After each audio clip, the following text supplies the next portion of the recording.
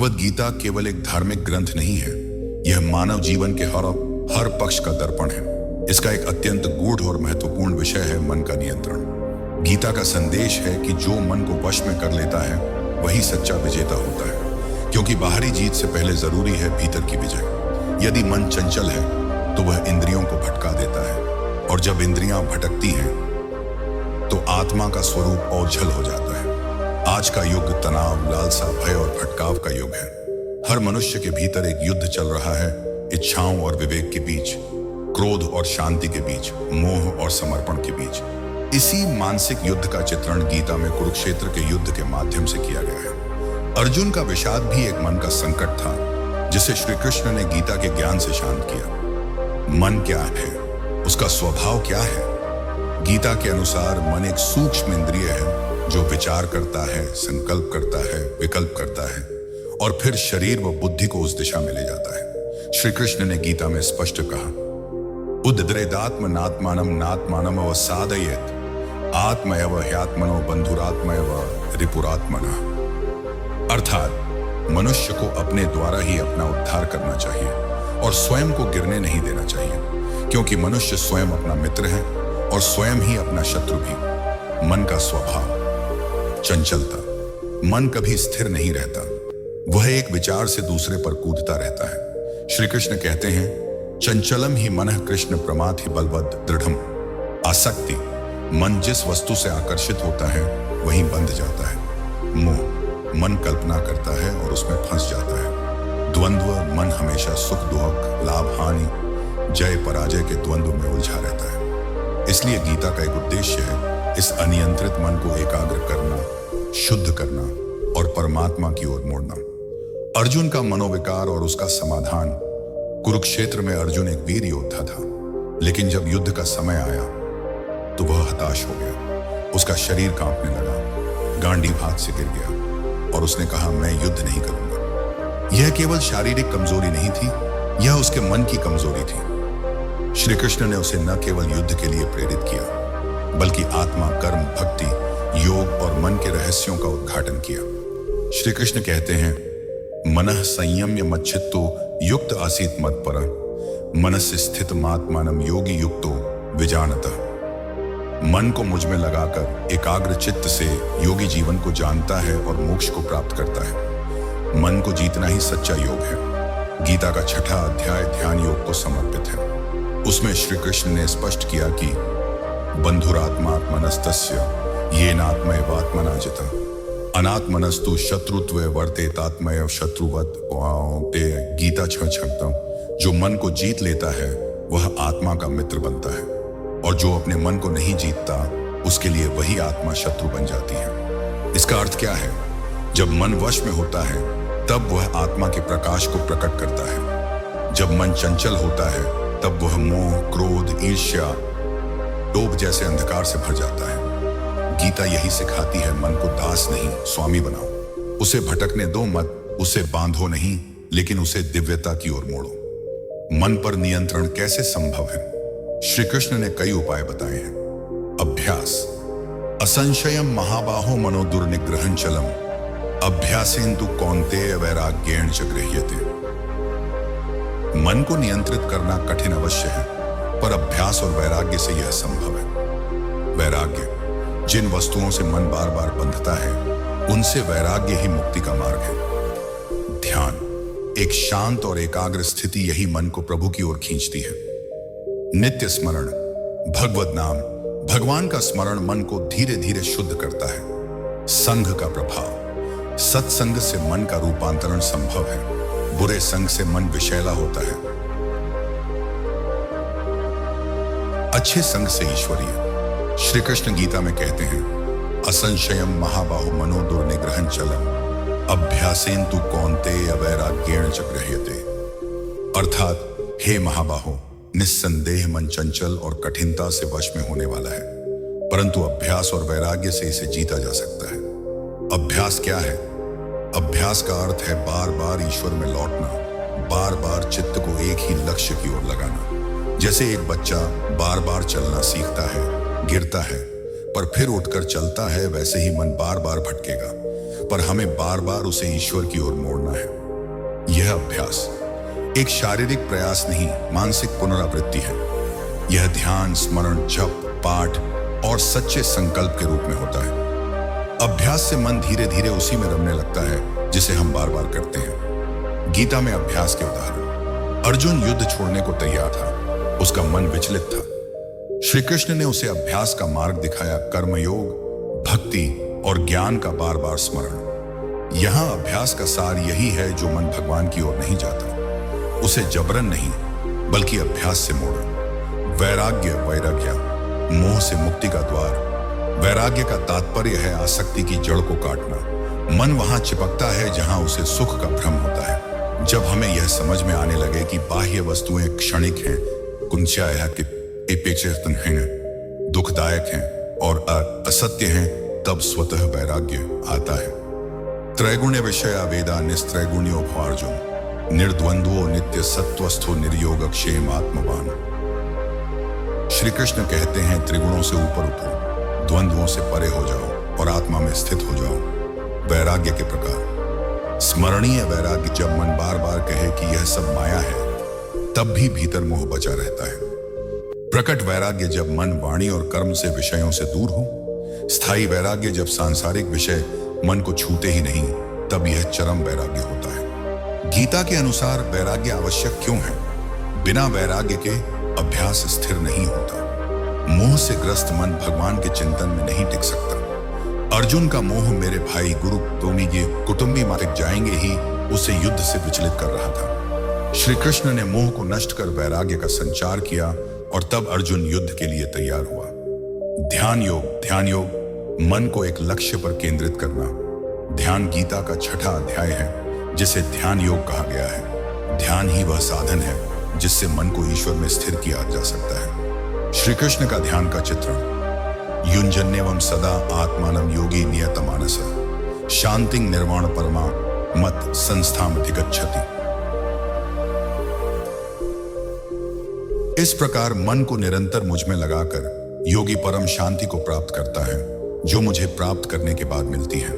ध्यान की विधि गीता के अनुसार। स्थान एकांत, शांत स्थान, कष्ट रहित, स्वच्छ आसन, स्थिर मुद्रा में बैठना, शरीर को न हिलाना।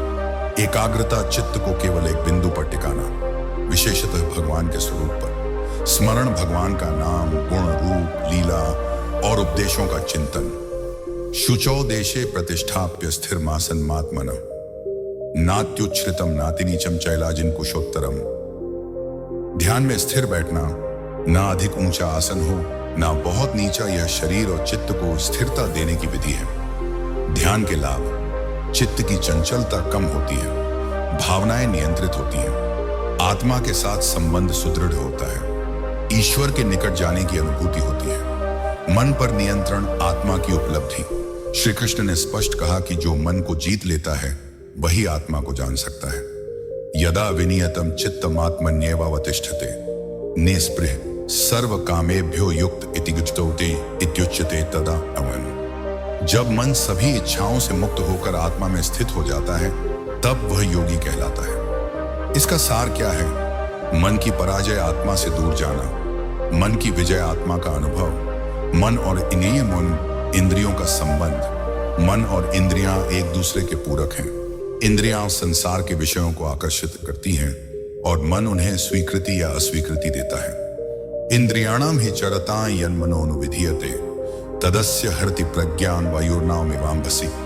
शाह माखाएं। जो मन इंद्रियों के पीछे चलता है, वह जैसे जल में नाव को हवा उड़ा ले जाए, वैसी ही बुद्धि को भटका देता है। इसीलिए गीता कहती है, मन को इंद्रियों का नेता बनाओ, उनका दास नहीं। अभ्यास से इंद्रियों को संयमित करो ताकि मन अपने स्वामी आत्मा को पहचाने। अभ्यास और वैराग्य मन के 2 पंख हैं जिनसे आत्मा उड़ सकती है। ध्यान वह मार्ग है जो मन को प्रभु की ओर मोड़ता है। मन चंचल है, लेकिन अभ्यास, वैराग्य और ध्यान से यह स्थिर हो सकता है। जब मन स्थिर होता है,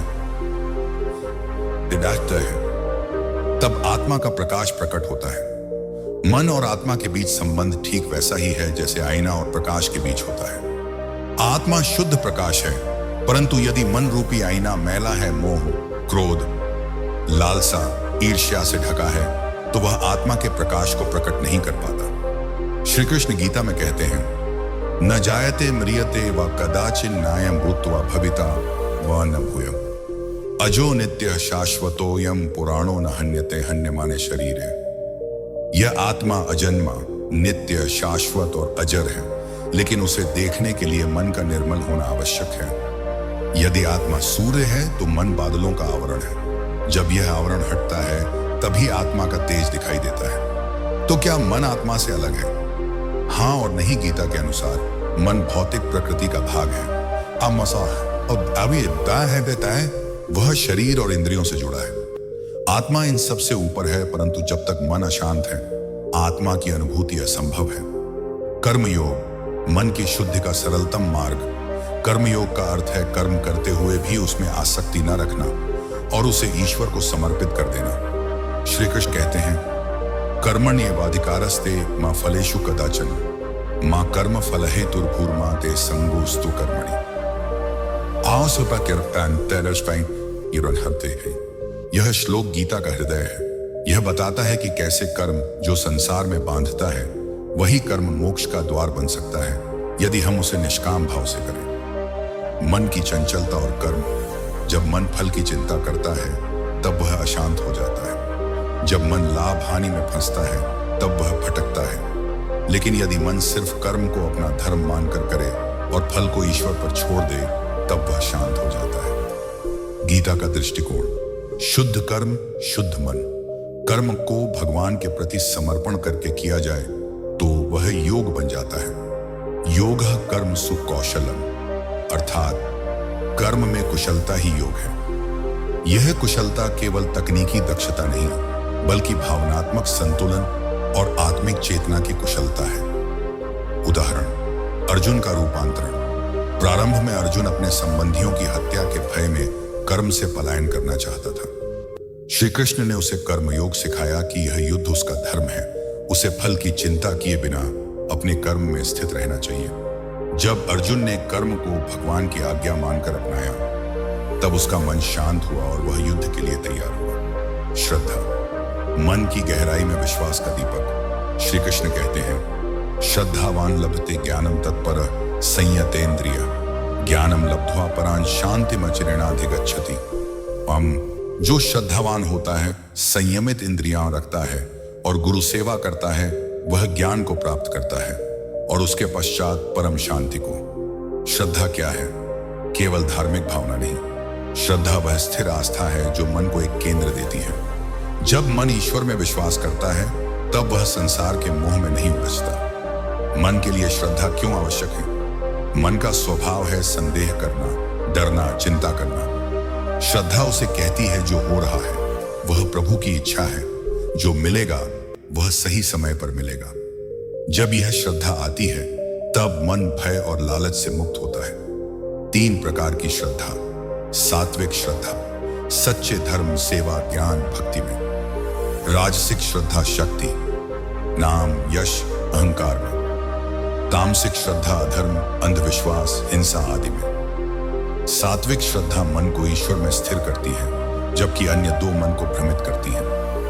मन की शुद्धि के 3 शक्तिशाली साधन। इन तीनों अभ्यास, कर्मयोग और श्रद्धा का सम्मिलन ही मन को पूर्ण रूप से शुद्ध कर सकता है। साधन, कार्य, परिणाम। अभ्यास मन को एकाग्र करता है, चंचलता घटती है। कर्मयोग मन को फल की चिंता से मुक्त करता है, शांति आती है। श्रद्धा मन को ईश्वर में टिकाता है, भय, मोह से मुक्ति। मन और आत्मा के बीच जब तक भ्रम है, शांति असंभव है। कर्मयोग का अभ्यास करके मन को मोह से मुक्त किया जा सकता है। श्रद्धा से मन स्थिर होता है और आत्मा का अनुभव सुलभ हो जाता है। श्री कृष्ण यही कहते हैं, मन का उपचार बाहर नहीं, भीतर से करो। मन और इंद्रियां परस्पर गहरे जुड़े हुए हैं। इंद्रियां विषयों को आकर्षित करती हैं, रूप, रस, गंध, स्पर्श और शब्द, और मन उनके पीछे भागता है। इंद्रियाणाम हि चरता यन मनोनु विधीयते तदस्य हरति प्रज्ञान वायुर्नामेवाम वसिष्ठिन। श्री कृष्ण कहते हैं, जो मन इंद्रियों के पीछे जाता है वह बुद्धि को वैसे ही हर लेता है जैसे जल में नाव को हवा उड़ा ले जाती है। जब इंद्रियां बेलगाम हो जाती हैं, मन विषयों की वासना में डूब जाता है। फिर व्यक्ति चाहकर भी ध्यान नहीं कर पाता। साधना, भक्ति, आत्मचिंतन सब असंभव हो जाता है। संयम क्या है? संयम का अर्थ है विषयों को देखना पर उनमें फंसना नहीं, स्वाद का अनुभव करना पर आसक्त न होना, सुंदरता को देखना पर विकार से बचना। इंद्रियों का संयम तब होता है जब मन अपनी शक्ति को बाहर नहीं बहने देता, बल्कि भीतर की ओर खींचता है, आत्मा की ओर। गीता का मार्गदर्शन, तानि सर्वाणि संयम्य युक्त आसीत मत्पर वशे ही यस्येन्द्रियाणि तस्य प्रज्ञा प्रतिष्ठिता। जो इंद्रियों को संयमित करता है और मन को मुझ में लगाता है वही स्थिर बुद्धि कहलाता है। सत्संग का प्रभाव, जैसे संग वैसा रंग। श्री कृष्ण गीता में सीधा शब्द सत्संग नहीं कहते, लेकिन उसका गूढ़ संकेत हर अध्याय में मिलता है। सत्संग का अर्थ है सज्जनों का संग, सद्ग्रंथों का पाठ, सत्कथा का श्रवण, सच्चे गुरु का सान्निध्य। सत्संग क्यों आवश्यक है? मन का स्वभाव है वह जिसके संग रहता है वैसा बन जाता है। यदि मन विषयों की संगति में है तो वह काम, क्रोध, लोभ से भरता है। यदि मन साधुओं, भगवत विचारों के संग में है तो वह निर्मल और शांत होता है। संघात संजायते काम कामात् क्रोधोपजायते, अर्थात संग से काम उत्पन्न होता है और फिर क्रोध। अब सोचिए, यदि विषयों के संग से विकार आता है तो भगवत संग से भक्ति और ज्ञान भी जन्मेगा। सत्संग के लाभ, मन शांति की ओर झुकता है, जीवन की दिशा बदलती है, सांसारिक मोह से ऊपर उठने की शक्ति मिलती है, साधना सरल हो जाती है। उदाहरण, ध्रुव का जीवन नारद जी का सत्संग पाकर 5 वर्ष की अवस्था में ही परमात्मा को प्राप्त कर लिया। परीक्षित सुखदेव जी की श्रीमुख से भागवत श्रवण कर 7 दिन में मोक्ष प्राप्त किया। स्थिर प्रज्ञ, जब मन लहरों से मुक्त हो जाए। स्थिर प्रज्ञ वह अवस्था है जब मन न सुख में डोलता है न दुख में टूटता है। श्री कृष्ण गीता में इस अवस्था का बहुत गहरा वर्णन करते हैं। दुखेष्वनु उद्विग्न मना, सुखेषु विगत स्पृह, वीतराग भय क्रोध स्थित धीर मुनिरुच्यते। जो व्यक्ति दुखों में विचलित नहीं होता, सुख में आसक्त नहीं होता, जिसने राग, भय और क्रोध को त्याग दिया है, वही स्थिर बुद्धि मुनि है। स्थिर प्रज्ञ अवस्था का लक्षण, राग द्वेष से ऊपर उठना, सुख दुख में संभव, कामनाओं की निवृत्ति, बुद्धि की स्थिरता, कर्म करते हुए भी आत्मा में स्थित रहना। मन कैसे पहुंचता है इस अवस्था तक? सत्संग से चित्त शुद्ध होता है, अभ्यास और वैराग्य से मन स्थिर होता है, श्रद्धा से ईश्वर में एकत्व अनुभव होता है, कर्मयोग से मोह मिटता है। जब ये सब एकत्रित रूप से जीवन में उतरते हैं तब मन धीरे धीरे स्थिर हो जाता है। फिर व्यक्ति न क्रोध करता है, न लालच करता है, न भाग्य को कोसता है, न मृत्यु से डरता है। श्री कृष्ण की अंतिम कसौटी, यस्मान्नो द्विजते लोको लोकान्नो द्विजते चय, हर्षामर्षो भयो द्वे गैर मुक्तो या सच में प्रिय, जो न किसी को उद्विग्न करता है और न स्वयं उद्विग्न होता है वह मेरा प्रिय है। यह वही अवस्था है जब मन पूर्ण ईश्वर में स्थित होता है। इंद्रियों का संयम मन की चंचलता को रोकने की पहली सीढ़ी है। सत्संग से मन की दिशा तय होती है और चित्त पवित्र होता है। स्थिर प्रज्ञ अवस्था गीता का अंतिम लक्ष्य है, जहां मन, बुद्धि और आत्मा एक रूप हो जाते हैं। मन एक युद्ध भूमि है और उस युद्ध भूमि में 5 शक्तिशाली शत्रु हमारे शुद्ध विचारों से निरंतर संघर्ष करते हैं। विकार अर्थ प्रभाव, काम, इच्छा, वासना मन को तृष्णा में डुबो देता है। क्रोध, गुस्सा, प्रतिक्रिया विवेक को नष्ट करता है। लोभ, लालच संतोष का अंत करता है। मोह, भ्रम, आसक्ति ज्ञान को ढंक देता है। अहंकार, मैंपन आत्मा के अनुभव से दूर करता है। अब इन्हें एक एक करके गीता के प्रकाश में समझते हैं। काम, वासना, इच्छाओं का अंतहीन दलदल। धूमेना व्रियते वह्निर्यथादर्शो मलेंच, यथोल्बेनावृतो गर्भस्थथा तेने दमावृतम। श्री कृष्ण कहते हैं, जैसे धुआं अग्नि को ढंकता है, वैसे ही वासना आत्मा को ढंक लेती है। काम कैसे मन को बांधता है? मन किसी विषय को देखकर आकर्षित होता है। आकर्षण इच्छा में बदलता है। इच्छा पूरी न हो तो क्रोध और पूरी हो जाए तो लोभ। कामेश क्रोध एश रजोगुण समुद्भव। काम को श्री कृष्ण महाशत्रु कहते हैं, जो ज्ञान को निगल जाता है। समाधान, इंद्रिय संयम, स्मृति जागरण, यह विषय नश्वर है। कर्म को ईश्वर को अर्पित करना, इच्छाओं का विसर्जन, क्रोध, विवेक का हत्यारा, क्रोधात् भवति सम्मोह, सम्मोहात् स्मृति विभ्रम, स्मृति भ्रंशात् बुद्धिनाशो, बुद्धिनाशात् प्रणश्यति। इनमें क्रोध की चेन रिएक्शन देखिए। क्रोध भ्रम, स्मृति का नाश, बुद्धि का नाश, पतन। क्रोध क्यों आता है? जब मन अपनी इच्छा पूरी होते नहीं देखता,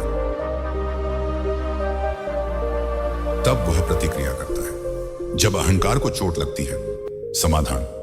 धैर्य गीता में क्षमा युक्त होने को श्रेष्ठ कहा गया है। मौन क्रोध की स्थिति में मौन साधना, कर्म का त्याग नहीं, भावना का शोधन। लोभ संतोष का अंत। लोभ कभी पूर्ण नहीं होता। एक इच्छा पूरी होती है, दूसरी उत्पन्न होती है। अशांतस्य कुतः सुखम। श्री कृष्ण कहते हैं जो अशांत है वह कभी सुखी नहीं हो सकता और लोभी कभी शांत नहीं होता। लोभ का प्रभाव, मन हमेशा अगले लाभ की खोज में उलझा रहता है। संतोष नहीं आता, जीवन में सादा आनंद समाप्त हो जाता है। समाधान। दान लोभ की काट है, त्याग। संतोष का अभ्यास जो है उसमें प्रभु को पाना। वैराग्य का बोध, सब कुछ नश्वर है। मोह, आसक्ति का जाल। मोह नित्यमृतम ज्ञानम तेन मुह्यन्ति जना। मोह का अर्थ है जो वस्तु नित्य नहीं है उसमें स्थायी सुख ढूंढना। मोह का उदाहरण, रिश्तों की अंधी आसक्ति, धन की सुरक्षा का डर, शरीर की अत्यधिक चिंता। मोह के लक्षण, मैं नहीं रह सकता इसके बिना, मेरे बिना यह कैसे होगा, मैं ही इसका केंद्र हूं। यह सब अहंकार और अज्ञान का स्वरूप है। समाधान। विवेक क्या यह वास्तव में चिरस्थायी है? साक्षी भाव, मैं केवल दृष्टा हूं। प्रार्थना, प्रभु मुझे बांधने वाले संबंधों से ऊपर उठा। अहंकार, मैं का भ्रम। ममय वांशो जीवलोके जीवभूत सनातन। श्री कृष्ण स्पष्ट करते हैं कि प्रत्येक आत्मा उनका अंश है, लेकिन जब आत्मा मन, बुद्धि और शरीर को मैं मानने लगती है तब अहंकार जन्म लेता है। अहंकार कैसे जन्मता है? ज्ञान, बल, संपत्ति या स्थिति के आधार पर मैं श्रेष्ठ हूं की भावना। मेरा किया, मेरी योजना, मेरी इच्छा। ये सब अहंकार के रूप हैं। अहंकार का परिणाम, ईश्वर से दूरी, दूसरों से संघर्ष, स्वयं के भीतर शांति का अंत। समाधान। नम्रता, जो कुछ है वह प्रभु की कृपा से है। सेवा भावना, मैं निमित्त मात्र हूं। ईश्वर की सत्ता का बोध, कर्ता तू है, मैं केवल यंत्र। श्री कृष्ण का उपाय, इन 5 विकारों से मुक्ति। श्री कृष्ण इन सभी विकारों को कामरूप राक्षस कहते हैं और कहते हैं कि तस्मात् त्वमिन्द्रियाण्यादो नियम्य भरतर्षभ पापमानं प्रजहि ह्येनं ज्ञान विज्ञानाशनम्। हे अर्जुन, इंद्रियों को आरंभ में ही नियंत्रित करो और इस पापी कामरूपी शत्रु को नष्ट करो। कुल मिलाकर उपाय हैं विकार समाधान, काम इंद्रिय संयम, वैराग्य, क्रोध क्षमा, मौन, लोभ संतोष, दान, मोह विवेक, साक्षी भाव, अहंकार नम्रता, भक्ति। 5 विकार काम, क्रोध, लोभ, मोह। अहंकार मन को नियंत्रित नहीं बल्कि गुलाम बनाते हैं। श्री कृष्ण इनका मूल कारण अज्ञान और आसक्ति बताते हैं। समाधान है इंद्रिय संयम, भक्ति, सेवा, ध्यान और प्रभु को केंद्र मानना। श्री कृष्ण गीता के 6ठे अध्याय में स्पष्ट रूप से कहते हैं, चंचलम ही मनः कृष्ण प्रमाथि बलवत् दृढ़म तस्याहम निग्रहम मने वायोरिव सुदुष्करम। अर्जुन स्वीकार करते हैं, हे कृष्ण, यह मन चंचल है, उग्र है, बलशाली है। इसका निग्रह करना वायु को रोकने जैसा कठिन है। श्री कृष्ण का उत्तर, असंशयम महाबाहो मनो दुर्निग्रहं चलम अभ्यासिन्तु कौन्तेय वैराग्येण च गृह्यते। हे अर्जुन, मन सचमुच चंचल है, परंतु अभ्यास और वैराग्य से इसे वश में किया जा सकता है। ध्यान क्या है? ध्यान का अर्थ है मन को एक ही बिंदु पर स्थिर करना, बार बार उसी ईश्वर, आत्मा या ध्येय पर केंद्रित रखना। श्री कृष्ण ध्यान की जो परिभाषा देते हैं, यदा विनियतम चित्तमात्मन्येव उत्तिष्ठते निस्पृह सर्व कामेभ्यो युक्त इत्युच्यते तदा उपामनकवाम वाणी। जब मन वश में होकर केवल आत्मा में स्थित हो जाए और समस्त कामनाओं से रहित हो, तब व्यक्ति योग युक्त कहा जाता है। ध्यान की तैयारी, आंतरिक और बाह्य अनुशासन। ध्यान में बैठने से पहले जीवन के कुछ पहलुओं को साधना आवश्यक है। गीता में श्री कृष्ण कहते हैं, शुद्ध आहार और विहार, युक्त आहार विहारस्य युक्त चेष्टस्य कर्मसु, युक्त स्वप्नावबोधस्य योगो भवति दुःखा। जो व्यक्ति आहार विहार कर्म और निद्रा में संयमित है, वही योग में सिद्धि पाता है। इसका अर्थ, आहार सात्विक हो भारी, तामसिक भोजन ध्यान में बाधा है। सोना जागना नियमित हो, शरीर की गतिविधियां संतुलित हों, स्थिर और एकांत स्थान, शुचौ देशे प्रतिष्ठाप्य स्थिर आसनमात्मना। ध्यान के लिए स्वच्छ, शांत और एकांत स्थान चुनें, वहां स्थिर आसन लगाएं। नियत आसन और शरीर की स्थिति, रीढ़ सीधी हो, आंखें अर्धमूंदी, सिर गर्दन अनारामीशक, गर्दन पीठ एक सीध में, स्थिरता बनाए रखें। समं काय शिरोग्रीवम धार्यन्न चलम स्थिर। ध्यान की विधि, मन को साधने की प्रक्रिया। ध्यान की 3 मुख्य अवस्थाएं होती हैं। प्रत्याहार, इंद्रियों को भीतर खींचना, मन को विषयों से हटाकर अंतर्मुखी बनाना। यह प्रारंभिक अवस्था है।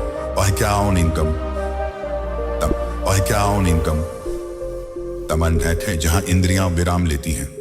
धारणा, एकाग्रता, मन को एक बिंदु पर स्थिर करना, जैसे ओम, ईश्वर रूप, आत्मा। ध्यान का अभ्यास यहीं से आरंभ होता है। ध्यान और समाधि, यत्रो परमते चित्तम निरुद्धम योगसेवया, यत्र चैवात्मनात्मानं पश्यन्नात्मनि तुष्यति, बहुत आभावतमय सनवृत्ति ही। जब चित्त योग के अभ्यास से शांत हो जाता है और साधक आत्मा में आत्मा को देखने लगता है, तब उसे परम आनंद की प्राप्ति होती है। यह है समाधि की अवस्था। ध्यान के लाभ, मन की शांति और आत्मिक अनुभूति। श्री कृष्ण ध्यान के फलों को इस प्रकार बताते हैं, सुखमात्यंतिकम यत्तद बुद्धिग्राह्यम अतीन्द्रियम। यह सुख इंद्रियों से परे है, बुद्धि भी इसे पकड़ नहीं सकती। यह आत्मा में स्थित होता है। ध्यान से क्या होता है? मन शांत होता है, इच्छाएं कम होती हैं, भय, क्रोध, लोभ, उत्पत्ति, इनका प्रभाव घटता है, आत्मा का अनुभव होने लगता है। ध्यान में विघ्न और उनसे कैसे बचें? ध्यान में कई बाधाएं आती हैं, जैसे बाधा समाधान, मन का भटकाव, मंत्र जप, सांस पर ध्यान, अभ्यास, नींद आना, ध्यान के पहले स्नान, खुली हवा, शरीर की पीड़ा, सहज आसन, नियमित अभ्यास, भावनात्मक वेग, भावों को देखने वाला बनना। श्री कृष्ण कहते हैं, संशयात्मा विनश्यति। यदि साधक को ईश्वर या साधना पर संशय है, वह ध्यान में सफलता नहीं पाएगा। श्री कृष्ण का विशेष वचन ध्यान योगी के लिए, योगिनाम पे सर्वेशम मद्गतेनांतरात्मना, श्रद्धावान भजते यो मास में युक्त तमो मतः। सभी योगियों में वह योगी जो श्रद्धा सहित मुझ में लीन होकर मेरी भक्ति करता है, वह सबसे उत्तम योगी है। ध्यान का सर्वोच्च लक्ष्य केवल शांति या मानसिक स्वास्थ्य नहीं, ईश्वर में एकत्व की अनुभूति, अहंकार का विसर्जन और आत्मा का प्रकाश, मन को साधने का श्रेष्ठ उपाय ध्यान है। गीता अध्याय 6 में श्री कृष्ण ने ध्यान की संपूर्ण विधि बताई है। अभ्यास और वैराग्य के द्वारा मन को वश में लाया जा सकता है। ध्यान की अंतिम अवस्था, आत्मा में स्थिरता और ईश्वर से एकता, यही मोक्ष का मार्ग है। जब अर्जुन कहते हैं कि मन को रोकना वायु को रोकने जैसा है, तब श्री कृष्ण का उत्तर सीधा और प्रभावशाली होता है। असंशयम महाबाहो मनो दुर्निग्रहं चलम, अभ्यासेन तु कौन्तेय वैराग्येण च गृह्यते। हे अर्जुन, मन चंचल और कठिन है, लेकिन अभ्यास और वैराग्य के द्वारा इसे वश में किया जा सकता है। अभ्यास, साधना का नियमित प्रयास। अभ्यास का अर्थ है बार बार एक ही कार्य को निरंतरता से करना, चाहे मन लगे या न लगे। गीता में अभ्यास के उदाहरण, नियमित ध्यान, भक्ति, स्मरण, हर परिस्थिति में कर्म का निर्वाह करते हुए ईश्वर को स्मरण करना, मन जब भी भटके उसे प्रेम पूर्वक वापस लाना। यथो यथो निश्चरति मनश्चंचल मस्थिरम, ततस्ततो नियम्येत तदात्मन्येव वशं नयेत। मन जहां जहां भटके, वहीं वहीं से उसे खींचकर आत्मा में स्थिर करो। अभ्यास के माध्यम, अभ्यास का रूप विवरण, जप, ओम या इष्ट मंत्र का उच्चारण, ध्यान नित्य 10 से 30 मिनट एकाग्र बैठना, स्मरण, हर कार्य में प्रभु का भाव, सत्संग उच्च विचारों और लोगों का संग, स्वाध्याय गीता, रामायण, उपनिषदों का पठन, वैराग्य, विषयों से अलगाव का भाव। वैराग्य का अर्थ है विषयों से तटस्थता, न घृणा न आसक्ति, बस स्थिति का साक्षी भाव। गीता में श्री कृष्ण कहते हैं, नैव किंचित करोमीति युक्तो मन्येत तत्ववित्। ज्ञानी व्यक्ति कहता है मैं कुछ नहीं कर रहा, वह संन्यास नहीं लेता, परंतु वैराग्य की भावना से कर्म करता है। वैराग्य का अर्थ, यह संसार नित्य नहीं है, जो भी है प्रभु का है, मैं केवल माध्यम हूं। प्रेम सभी से, परंतु आसक्ति नहीं। कैसे लाएं वैराग्य? उपाय विवरण। नित्य मृत्यु का स्मरण, जीवन अनित्य है। ध्यान का अभ्यास, इंद्रियों से मन हटता है। संतों के उपदेश वैराग्य को दृढ़ करते हैं। त्याग, अतिभोग का त्याग करें। गीता में सन्यास और कर्मयोग दोनों का संतुलन। सन्यास का अर्थ, त्याज्यम दोष वदित्ये के कर्म प्राहुर्मणिषिण यज्ञ दान तपः कर्म न त्याज्यमिति चापरे। कुछ लोग कर्म को दोष मानकर त्याग देते हैं, परंतु यज्ञ, दान और तप जैसे कर्मों का त्याग नहीं करना चाहिए। गीता में सन्यास का अर्थ है कर्मों की आसक्ति का त्याग। कर्मयोग का अर्थ, कर्मण्येवाधिकारस्ते मा फलेषु कदाचन। कर्म करो परंतु फल की इच्छा न रखो, यही सच्चा कर्मयोग है। श्री कृष्ण की शिक्षा, सन्यास जीवन का परित्याग नहीं, पढ़ामा माया तक आने नहीं, भावना का शुद्धिकरण है। कर्म छोड़ना नहीं, परंतु फल की चिंता छोड़ना। भौतिकता से आत्मिकता की ओर मन को मोड़ना। मन जब विषयों में फंसा हो तो वह चिंता करता है, सुख दुख में झूलता है, कभी पूर्ण नहीं होता। श्री कृष्ण कहते हैं, त्रैगुण्य विषया वेदा निस्त्रैगुण्यो भव अर्जुन। हे अर्जुन, गुणों के पार जाओ। संसार 3 गुणों सत्य रज तम का खेल है। आत्मा इन सबसे परे है। आत्मिक मार्ग की ओर मोड़ने के उपाय। उपाय विवरण। ईश्वर केंद्रित दिनचर्या, दिन का आरंभ और अंत प्रभु स्मरण से। स्मृति जागरण, मैं आत्मा हूं, शरीर नहीं। ध्यान भक्ति, मन को ईश्वर से जोड़ना। त्याग और सेवा, दूसरों की सेवा में आत्मा की अनुभूति होती है। श्री कृष्ण का संदेश, जीवन में संतुलन लाओ। नियतम कुरु कर्म त्वम कर्म ज्ञायो है कर्मणा। गीता 3.8। नियत कर्म करो, क्योंकि कर्म न करना भी बंधन है। इस संसार में रहकर न तो भागो, न ही आसक्त हो जाओ, बस साक्षी होकर कर्म करो। कर्म को भक्ति में बदलो। अभ्यास मन को बार बार आत्मा की ओर खींचता है।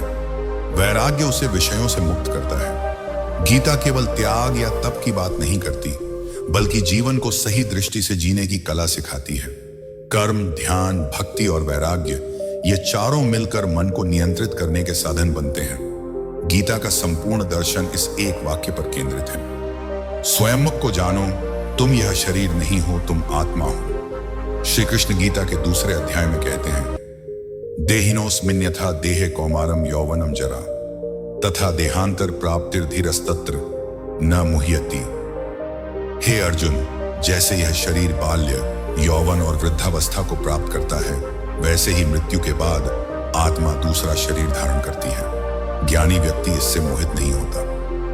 आत्मा का स्वरूप। श्री कृष्ण आत्मा के गुणों को स्पष्ट रूप से परिभाषित करते हैं।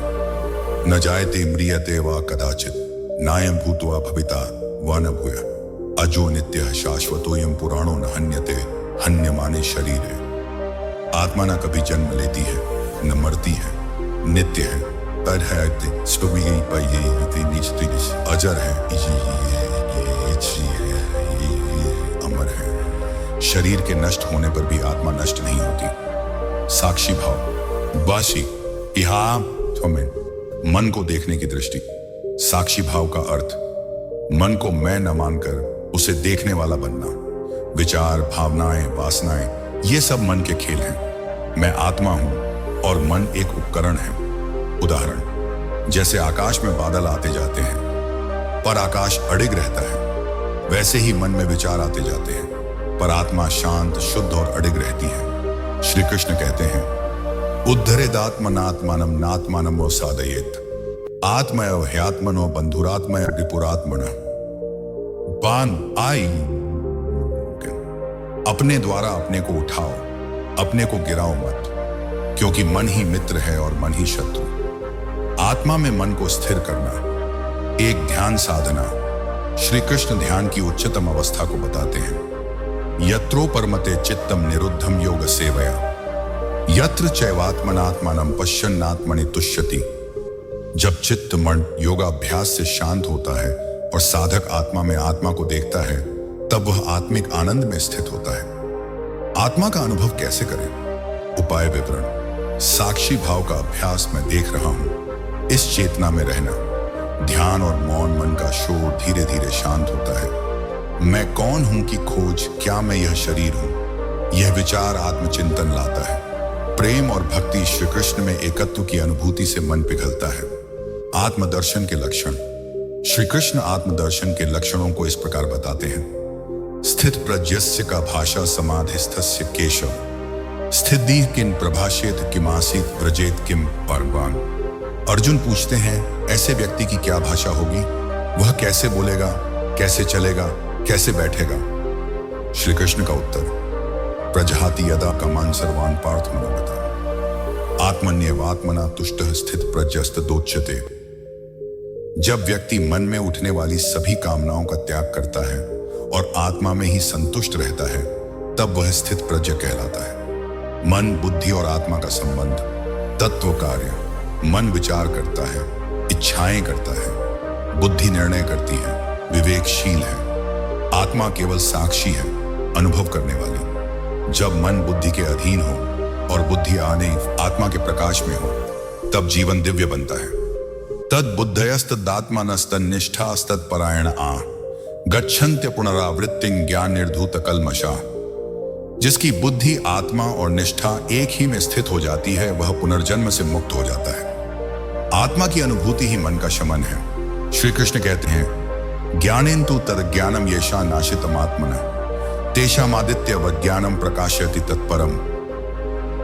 जिसके भीतर अज्ञान नष्ट हो गया है, उनके लिए आत्मा का ज्ञान सूर्य के समान चमकने लगता है। जब आत्मा का प्रकाश भीतर फैलता है, तब मन अपने आप शांत हो जाता है। आत्मा में स्थित रहने की विधियां। साधना कार्य। मौन साधना, मन की बाहरी ऊर्जा भीतर आती है। ध्यान आत्मा के साथ संपर्क होता है। स्मरण और भजन कृष्ण का नाम मन को शुद्ध करता है। सेवा और त्याग अहंकार घटता है, आत्मा प्रकट होती है। गीता का मूल सार स्वयं को जानो में निहित है। आत्मा शाश्वत है और मन एक अस्थिर उपकरण है। साक्षी भाव अपनाने से मन को आत्मा में स्थिर किया जा सकता है। श्री कृष्ण ध्यान, भक्ति और ज्ञान के माध्यम से आत्मा के प्रकाश में जीने की प्रेरणा देते हैं। श्री कृष्ण की चेतावनी। विषयों में फंसने से मन नष्ट होता है। ध्यायतो विषयान पुंसः संगस्तेषु उपजायते संघात संजायते काम कामात् क्रोधो भिजायते। जब व्यक्ति विषयों का चिंतन करता है, तब पहले संग, आसक्ति पैदा होती है, फिर कामना, इच्छा, फिर क्रोध और अंत में विनाश। श्री कृष्ण इस श्रृंखला को तोड़ने के लिए कहते हैं, इंद्रियों पर नियंत्रण रखो। इंद्रियां, मन की द्वारपाल। 5 ज्ञानेंद्रियां। 1 आंखें दृष्टि, 2 कान श्रवण, 3 नाक घ्राण, 4 निपानी स्वाद, 5 त्वचा स्पर्श, 5 कर्मेंद्रियां, 1 हाथ, 2 पैर, 3 वाणी, 4 गुदा, 5 लिंग। इन सभी के माध्यम से मन विषयों से जुड़ता है। इनका संयम ही मन के संयम का मूल आधार है। इंद्रियों की चंचलता और उसका प्रभाव। इंद्रियाणाम ही चरता यन्मनो विधीयते तदस्य हरति प्रज्ञान वायुर्नाव में वाम्भसी। जब इंद्रियां विषयों में विचरण करती हैं और मन उनका अनुसरण करता है, निदान, तब बुद्धि नष्ट हो जाती है, जैसे तूफानी हवा में नाव बह जाती है। निष्कर्ष, मन को नियंत्रित करने के लिए पहले इंद्रियों को संयमित करना होगा। संयम श्री कृष्ण द्वारा बताई गई विधि। संयम का अर्थ कोई वस्तु या अनुभव निषिद्ध नहीं है, पर उस पर आसक्ति या लिप्तता नहीं होनी चाहिए। संयम के 3 स्तर। संयम का प्रकार साधन। एक शारीरिक संयम, भोजन, नींद, यौनता। 2 वाणी संयम, सत्य, मधुर वचन, मौन।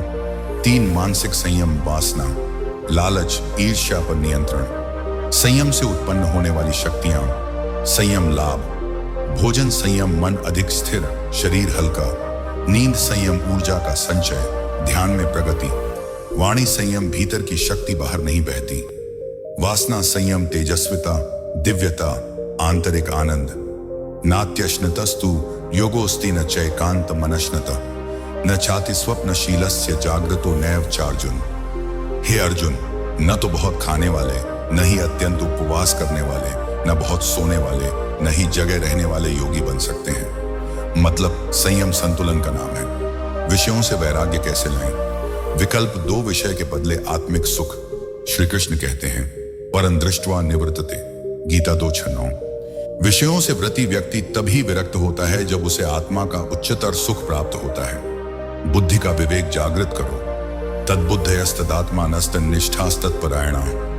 जो बुद्धि और चित्त ईश्वर में लगाए रखते हैं वे पुनर्जन्म से मुक्त हो जाते हैं। श्री कृष्ण के अनुसार आदर्श योगी का जीवनचर्या युक्ताहार विहारस्य युक्त चेष्टस्य कर्मसु युक्त स्वप्नावबोधस्य योगो भवति दुःखा।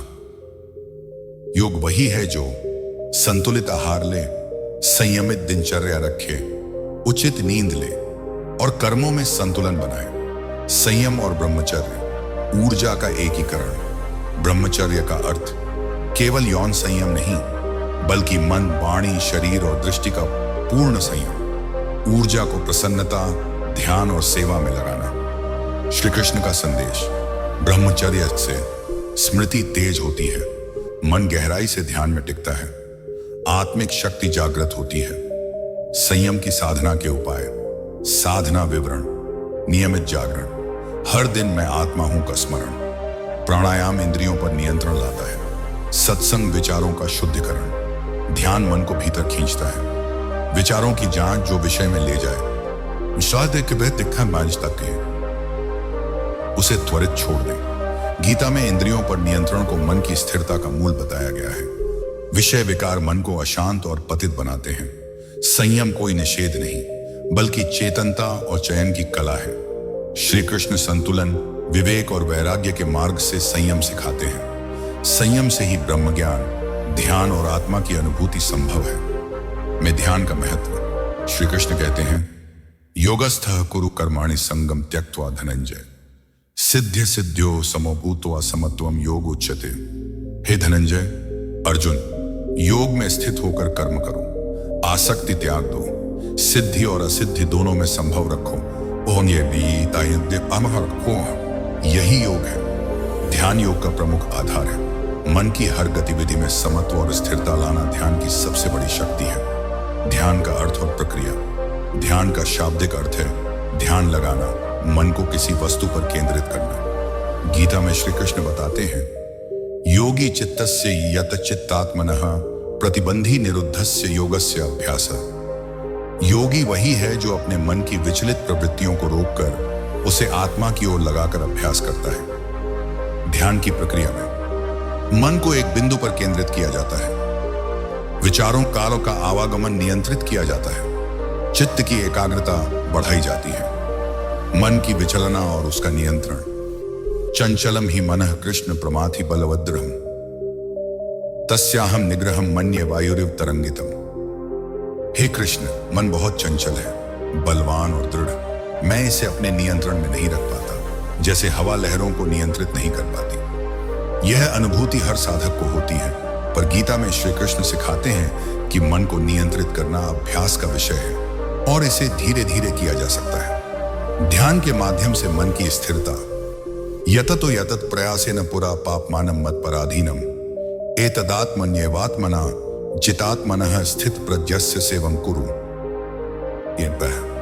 सतत प्रयास से जो मन को पाप से दूर कर ईश्वर में लीन कर लेता है वही स्थित प्रज्ञ है। स्थिर मन के लक्षण, विक्षिप्त नहीं होता, विषयों से विचलित नहीं होता, अंतर्निर्मित आनंद में लीन रहता है। समाधि, ध्यान की पूर्ण अवस्था। समाधि ध्यान की ऐसी अवस्था है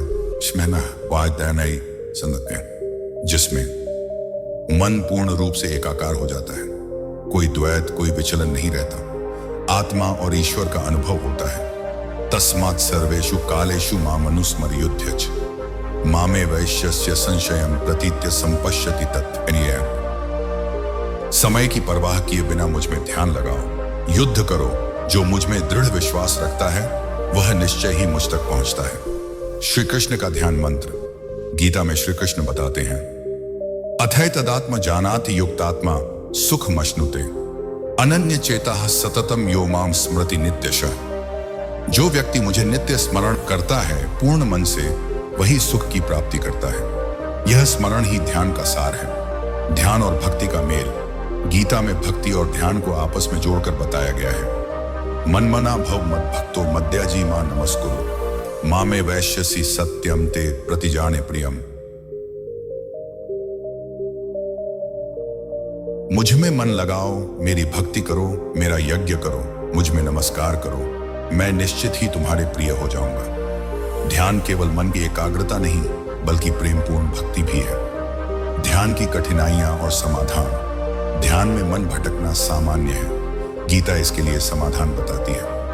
अभ्यास करें, लगातार प्रयास करें, नित्य भजन और स्मरण से मन को स्थिर करें।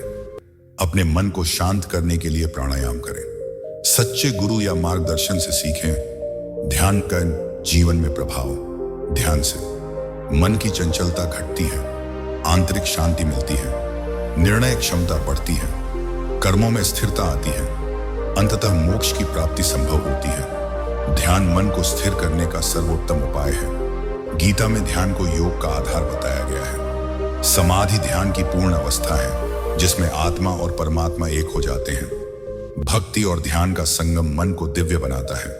निरंतर अभ्यास से मन की चंचलता नियंत्रित होती है और शांति मिलती है।